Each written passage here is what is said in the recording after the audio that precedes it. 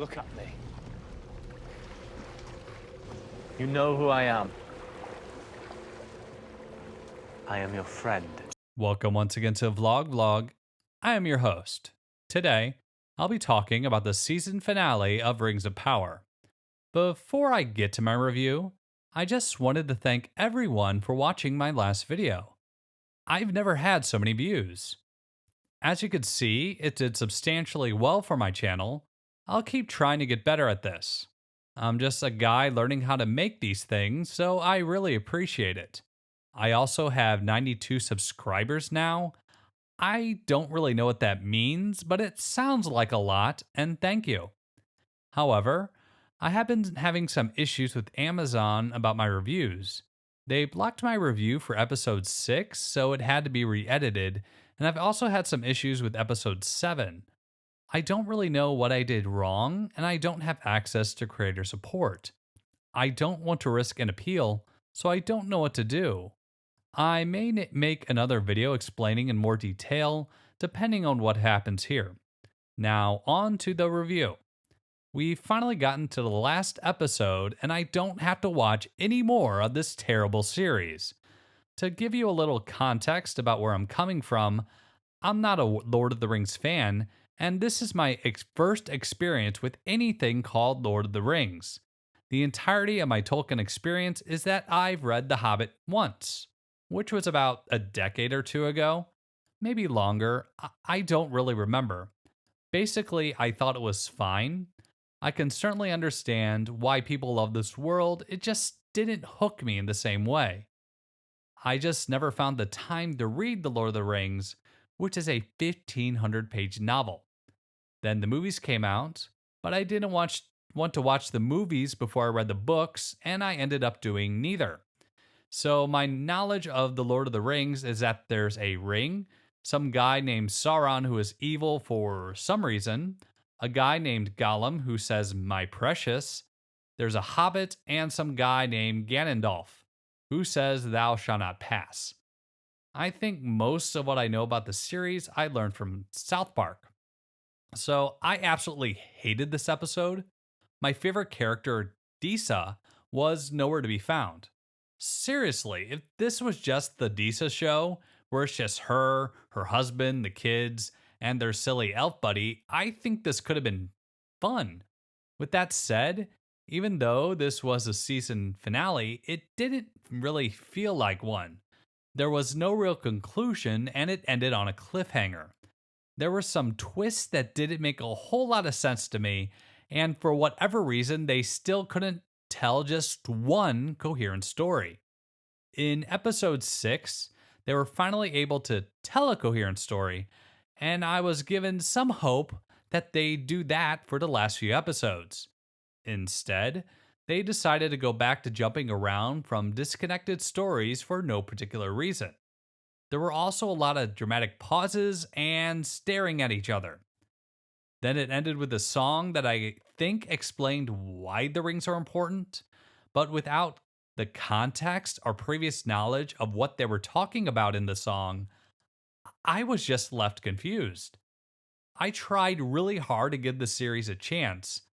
I know the kids are yelling at each other on the MySpace or whatever it is the kids are using these days, and after 557 minutes of Rings of Power, I have absolutely no idea why they're all so angry. It's just a poorly written generic fantasy show with some gorgeous set pieces.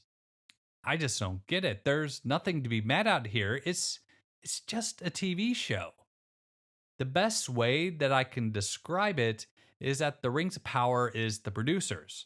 Except we're in the audience watching the show if they played it straight without any humor.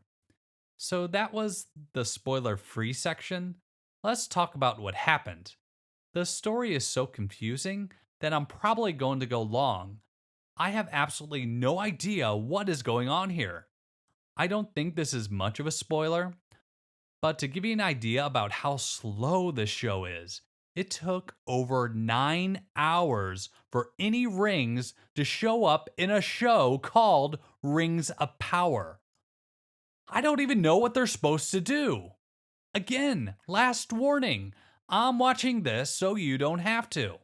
I'll try to retell this the best I can. The writers keep skipping around, but I'll try to keep the storylines together. So it's springtime for Sauron and Middle Earth. Let's just start with Sauron. So Sauron is walking around and he drops his apple. His tiny girlfriend tries to give it to him, but it's not her. It's the other blonde lady and her friends. So they weren't hunting him. They were trying to find him to help him regain his memories. Or they want him to be their boss again, or they're part of his fan club. I don't know. It's all very strange. The writers decided to insert another story for 17 minutes for whatever reason. I'll save that story for the end. Sauron's girlfriend and her crew find him, and they try to stop the blonde lady from taking Sauron. They have some fight, but I don't really know why. Blonde lady is supposed to be Sauron's servant, so why the heck is she fighting his friends?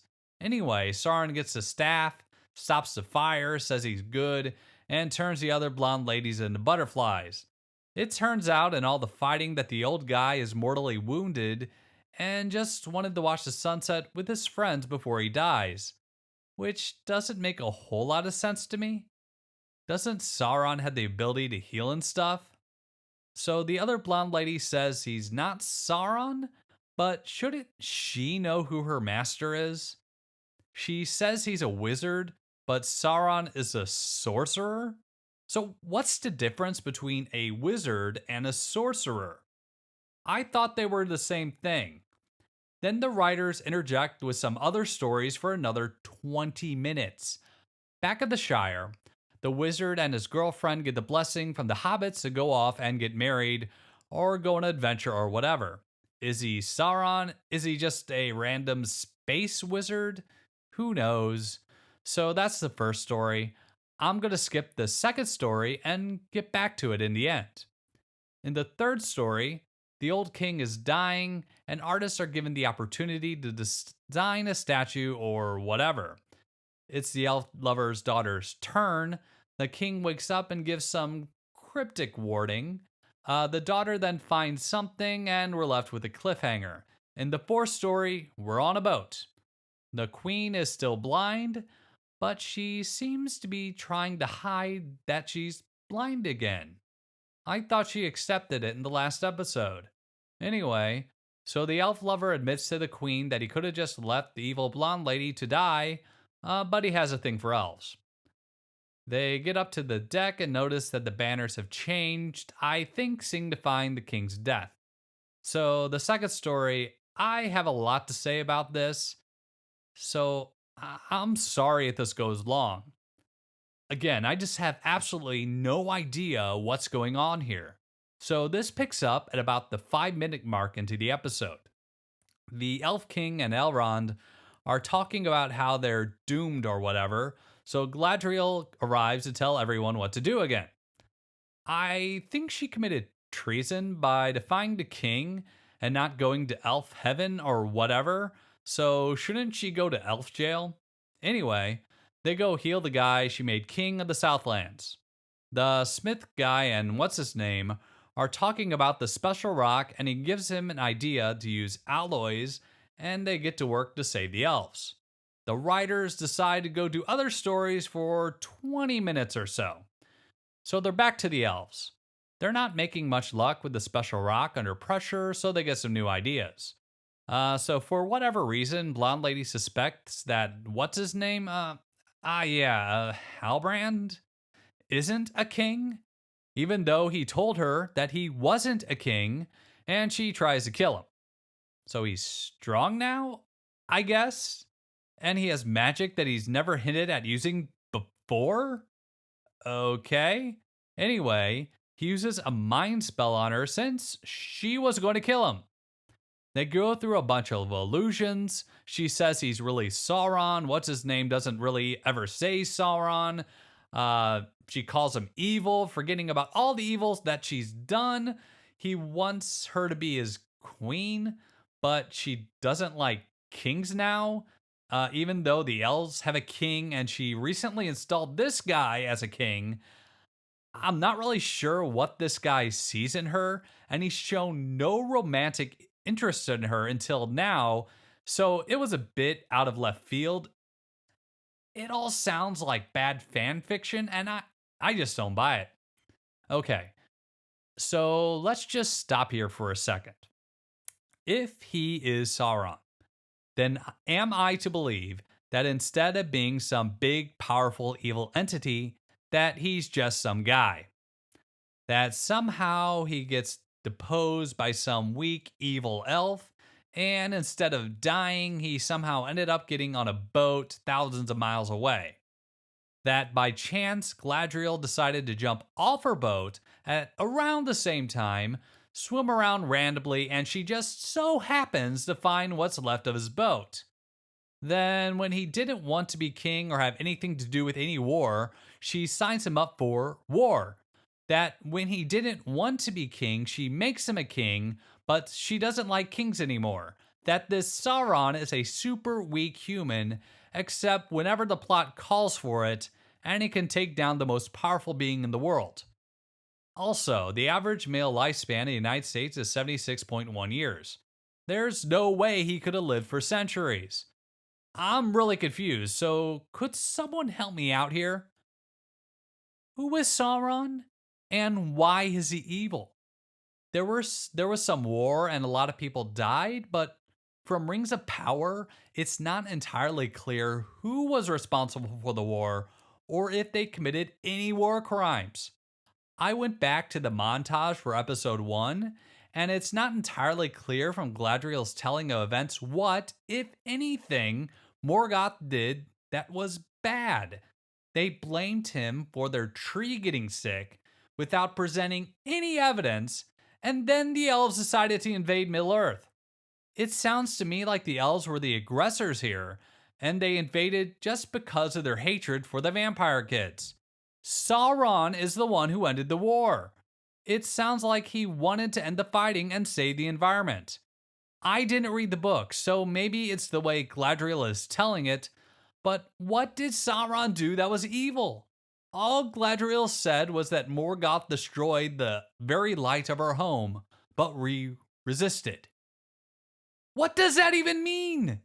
Did they build a big building that they didn't like that ruined their sightlines? Did they have some factories or something? She showed a shadowy figure, but that's it. What did they even do? I don't particularly trust Gladriel as a storyteller. She's motivated by revenge. She was a child at the time of the war, and she's advocated for the genocide of the vampire kids. The entirety of her argument seems to be elves good, vampire kids bad. Why? It's never quite explained. From her telling of the events, it sounds like that the elves invaded Middle-earth because they thought it would be easy. But the people of Middle-earth resisted the elven invasion, and the fighting only stopped because Sauron killed Morgoth. Then Sauron was killed by an evil elf. Halbrand just wanted to be left alone and hang out at a beach resort. But she's the one who made him do all this stuff he didn't want to do. If Halbrand is Sauron, wouldn't he have known something about the sword? Why didn't he get his sword back and stop the evil elf? Anyway, back to the story.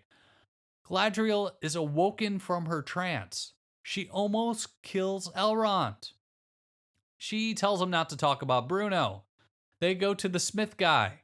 She gives up her dagger to make some rings. She says it has to be 3. The riders do something else for 10 minutes. Then the elves stare and look at each other. The smith guy makes some rings, or he starts to. Elrond then goes and discovers Gladriel's notes about the other guy who may or may not be Sauron. He then slowly walks up the stairs. Then he stares at her. She stares at him. The smith guy does some staring. They look at the rings, more staring. Halbrand is at Mordor to try to fix the environmental calamity or whatever the blonde lady caused. Some song about rings, the end. This is such a frustrating show. none of it makes any sense. Everything is just so disconnected from each other, and the characters don't even seem to remember what they did from one episode to the next. It's like none of the writers from one segment had any communication with the writers from the other segments, and they didn't talk to each other from episode to episode. I just don't get it unless this is the producers. Maybe they were trying to write the worst show of all time to intentionally get it canceled so they could pocket the money. Or Amazon just hired a couple of showrunners with no experience. I don't know. I'm just glad that after over 9.25 hours that this thing is finally over. I know season 2 is in production, but I wouldn't be surprised if it gets halted. Continuing it just seems like they'd be falling into the sunk cost fallacy. So, this has been my adventure with Rings of Power. I want to thank you for joining me, and I may make a spoiler free season 1 review, I may not. I may make a video talking about my troubles with Amazon, I may not. I don't know what I'm doing. I'm just an old guy learning how to do things on his Apple Macintosh. So there's no reason to take what I said seriously. I want to thank you again, and I hope you have a wonderful day.